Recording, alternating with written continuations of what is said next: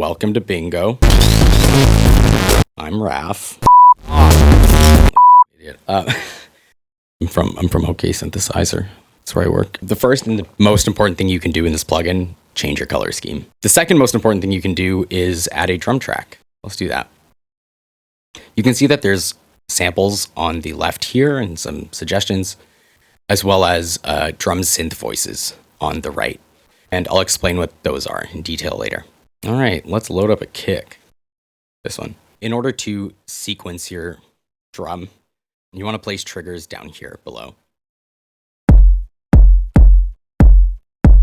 And you can modify your sound with any of these options.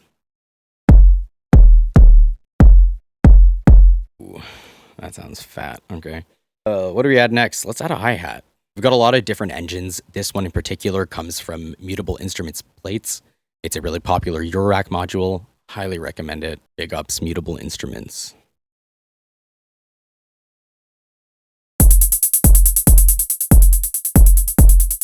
Okay, so that doesn't sound particularly exciting.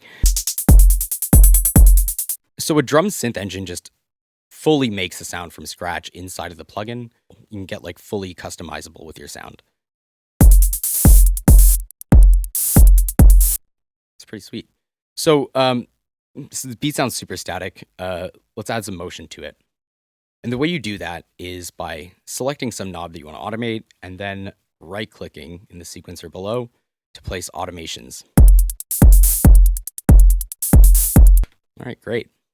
At the top here, you can see that every track has 5 effects. You can switch tracks by clicking here.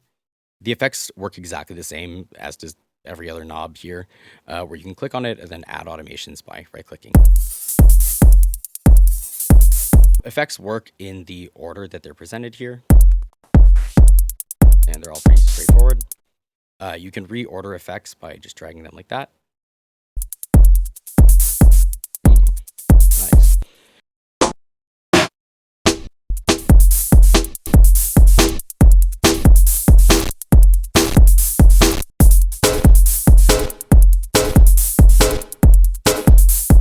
Hell yeah.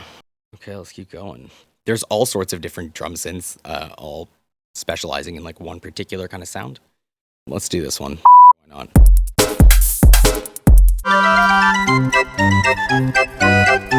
So one thing that's awesome about Bingo is that the master track actually functions as its own sequencer lane with its own effects. So just to fatten this up, I'm going to throw some distortion on it. Sick. All right, keep going. You can access additional features by clicking on these little buttons over here. If you want to extend the length of a sequence or shorten it, you can do that through the track options over here or by double clicking these page buttons up here. Baseline. There's also these buttons down here, which allow you to randomize the step. On top of randomizing the step positions, you can randomize all the knobs on a single page, as well as all the automations for a single page. Alternatively, you can just click this thing here. Okay, wait, that was actually fire. Jesus. I love when I get lucky with randomization, like while I'm on video. It's really incredible.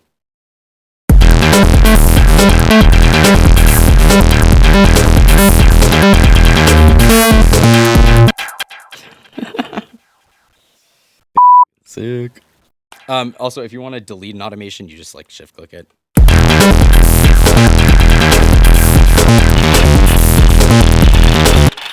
Okay, if you're wondering why all the extra triggers came, we have ratcheting probability and I mean, while we're here, I might as well get into some more advanced features. Let's talk macros and LFOs. If you click on this modulation panel here, you're able to select between 8 LFOs that are either synced to the clock or not. You can click this assign button and let's like pick the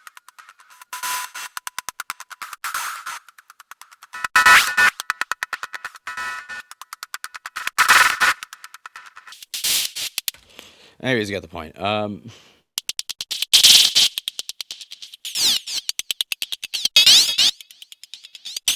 Macros, what are those? Macros are additional knobs that are exposed to your DAW through automation that also allow you to control multiple knobs with a single turn, like some variation or another. One thing I really like to use the macros for is like doing like huge build-ups and shit. And a good way to do that is by affecting the master channel. So let's put a filter on it. You can select between all these filters. We're going to need a high pass for this one.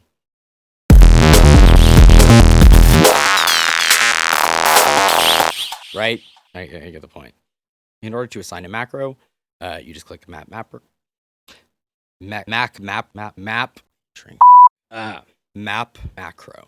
You press this map macro button here, and then select the knob. You can adjust the range of an LFO or macro by clicking that knob and dragging there. Right? Some other stuff. Let's add like some huge delay that comes into. Okay, filter the delay. We're gonna map the macro to the mix. That really big. Map this to the time and invert that by going down. I hope this sounds cool. We'll see in a second.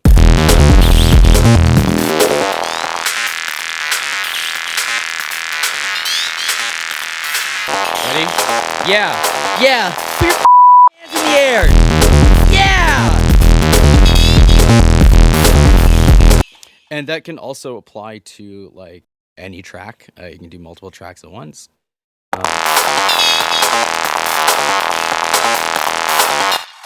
So let's map this to this. I'm gonna just like pick a random here. Add delay on the snare too.